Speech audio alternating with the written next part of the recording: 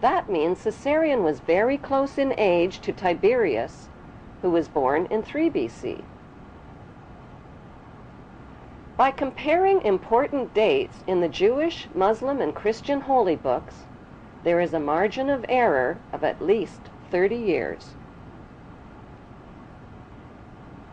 So what proof is there that Caesarion's half-sister Seline is in fact Mary Magdalene? They were both wealthy, they both shared the same names, they were both Hebrew, and they both lived in the same place at the same time under the same Roman rulers.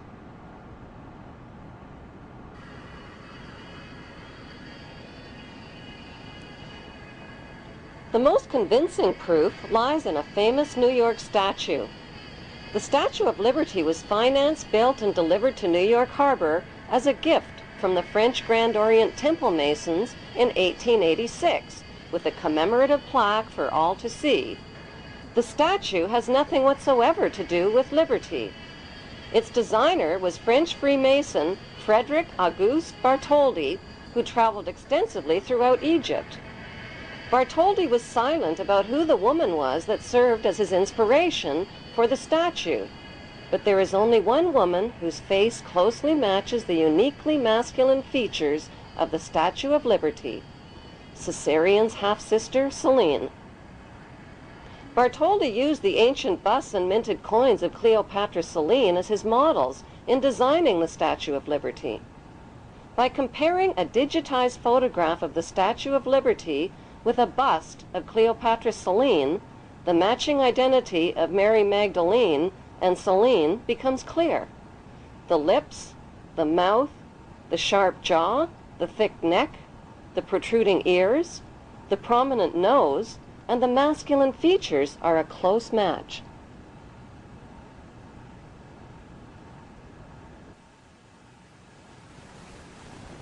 An ancient minted coin of Cleopatra Seline reveals that even her hairstyle and hair tie ribbons are an identical match with the Statue of Liberty's hairstyle and ribbons.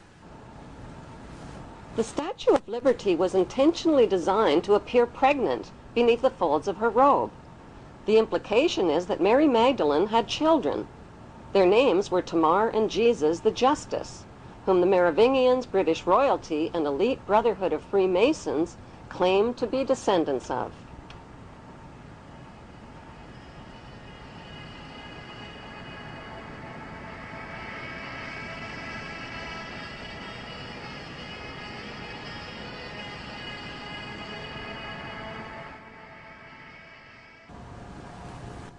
With the blur of confusing Judases, Thomases, Jameses, Marys, and Josephs found in the Bible, many researchers have been challenged by the Bible's name game and its who's who mysteries. One way of decoding the Bible is to profile the main cast of characters and create a royal genealogy chart. The connection between the lives of the main Bible characters and the lives of real historical figures line up like answers in a crossword puzzle. Far from being poor and uneducated, Jesus' inner circle of family and disciples were well-educated and well-off descendants of royalty.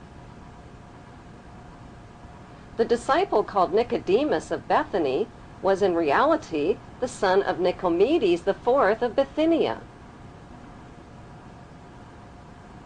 Joseph of Arimathea was in reality Joseph of Judea, an extremely wealthy tin merchant and descendant of King Zedekiah and Mattathias. The Virgin Mary of Bethany was in reality Mary of Bithynia and wife of her rich uncle Joseph of Judea.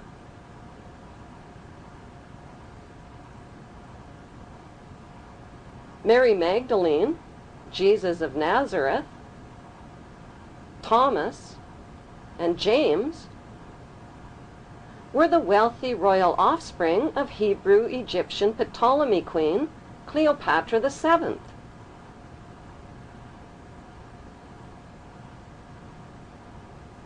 Why did the Bible alter and even omit key historical names and dates? To cover up the real Hebrew identities of the royal ruling families of Egypt and the Holy Roman Empire, whose secret religion was and still is the cult of Amun. Why in the world did first-century Jews living at the time of Jesus threaten to punish by death anyone who dared to copy, sculpt, or draw the face of Jesus and his graven image? What were they afraid of? Were they afraid perhaps he might be recognized for who he really was?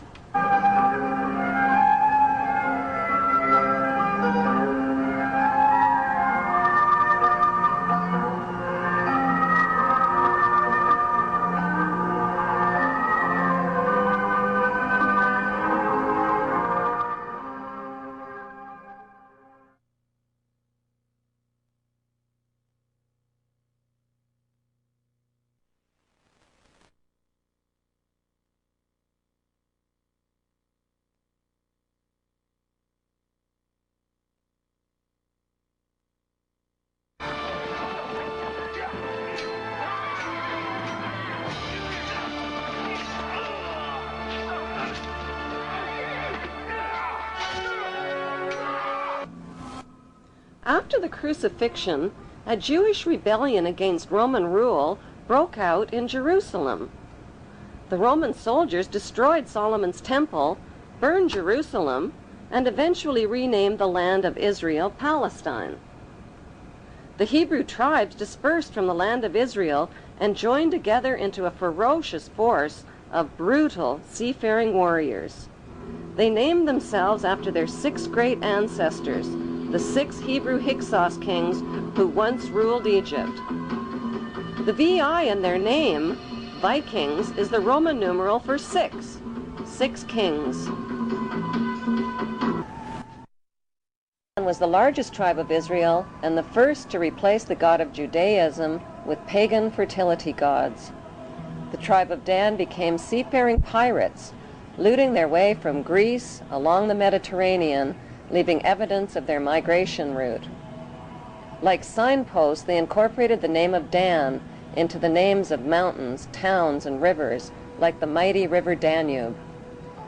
They raided their way up the coast of Europe and built settlements in the British Isles and in Scandinavia.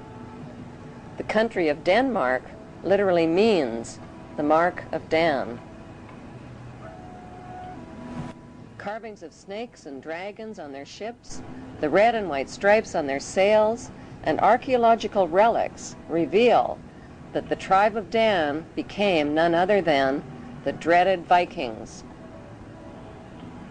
The pagans arrived like stinging hornets, and spreading on all sides like fearful wolves, robbed, tore, and slaughtered not only beasts of burden, but even priests and monks and nuns.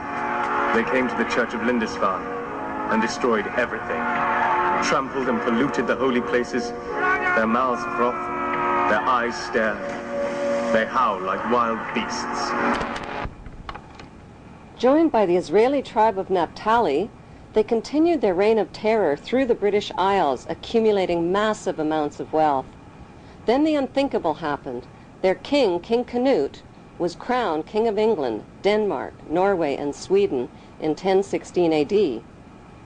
And so the tribes of Israel had found a new homeland, and the throne of Israel had found a new throne, the throne of England.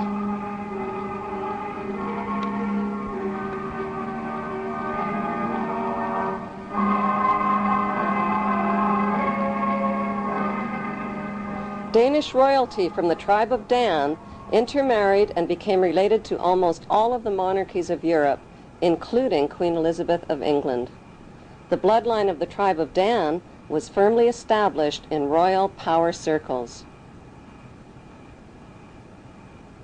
A unique Viking genetic disease called Dubitraz contracture, causing tightening of the tendons in the hand, give it a claw-like appearance. U.S. President Ronald Reagan and British Prime Minister Margaret Thatcher contracted the Viking genetic disease and are believed to be descendants of the Vikings, and thus descendants of the tribe of Dan.